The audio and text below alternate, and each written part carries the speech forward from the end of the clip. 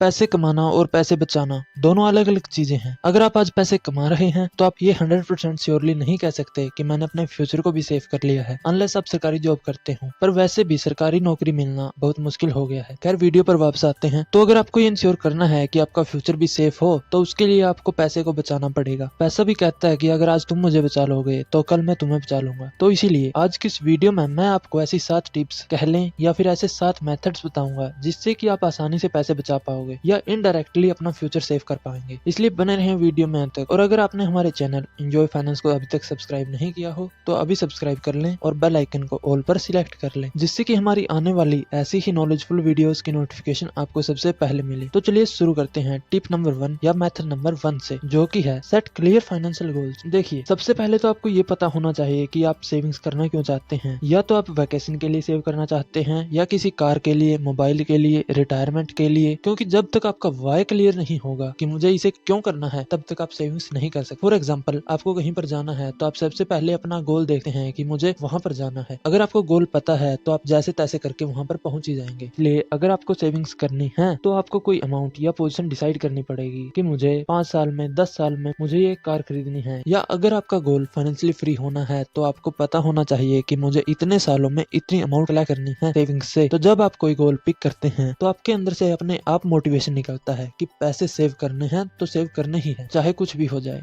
Method number 2 है budgeting. पैसे को सही ढंग से मैनेज करने को ही हम बजटिंग कहते हैं। अगर हम गोल को एक सिटी मान लें तो बजटिंग उस सिटी तक पहुंचने का एक रास्ता है, पर इस रास्ते को आपको खुद ही बनाना पड़ेगा। बजटिंग एक डिसिप्लिन है, मतलब कि बजटिंग ही आपको ये बताता है कि आपको कहां पर कितने पैसे खर्च करने हैं, कितने पैसे सेव करने हैं। बजटिंग में आप अपने एक्सपेंसेस को अपनी सैलरी से कंपेयर करते हैं, जिसकी मदद से आप अपने एक्सपेंसेस को कंट्रोल कर सकते हैं और आप अननेसेसरी खर्चों से बच सकते हैं। तो आपको अगर सेविंग करनी है तो आपको मंथली बेसिस पर बजट बनाना ही पड़ेगा, जिससे कि सेविंग करना आसान हो जाएगा। टिप नंबर 3, कई बार आपने देखा होगा कि आप जैसे तैसे करके अपनी सेविंग्स करते हैं अपने गोल के लिए, लेकिन कई बार हमें इमरजेंसी में उन पैसों का यूज करना पड़ जाता है। तो इससे बचने के लिए आपके पास एक इमरजेंसी फंड होना चाहिए, हेल्थ इंश्योरेंस होना चाहिए और साथ ही लाइफ इंश्योरेंस भी होना चाहिए। Tip number 4, automate your savings. आपको एक बात हमेशा ध्यान में रखनी है कि उन पैसों को सेव नहीं करना है जो कि आपकी स्पेंडिंग के बाद बचे, बल्कि उन पैसों को खर्च करना है जो कि सेविंग्स करने के बाद में बचे। मोस्टली लोग यही गलती करते हैं कि जब भी उनकी सैलरी आती है तो वो उसे खर्च करने में लग जाते हैं और सोचते हैं कि वो पैसे बचा लेंगे, लेकिन ऐसा नहीं होता। वो सारे के सारे पैसे खर्च कर देते हैं। तो इसीलिए एक बैंक अकाउंट ऐसा रखें जिसमें कि जितना पैसा आपको मंथली सेव करना है उतना पैसा ऑटोमेटिकली आपकी सैलरी वाले अकाउंट में से उस अकाउंट में चला जाए और जो पैसा बच जाए उसी में आपको अपने मंथली एक्सपेंसेस को कवर करना है। नंबर 5, जब भी आप कोई बड़ा खर्च करने जा रहे हो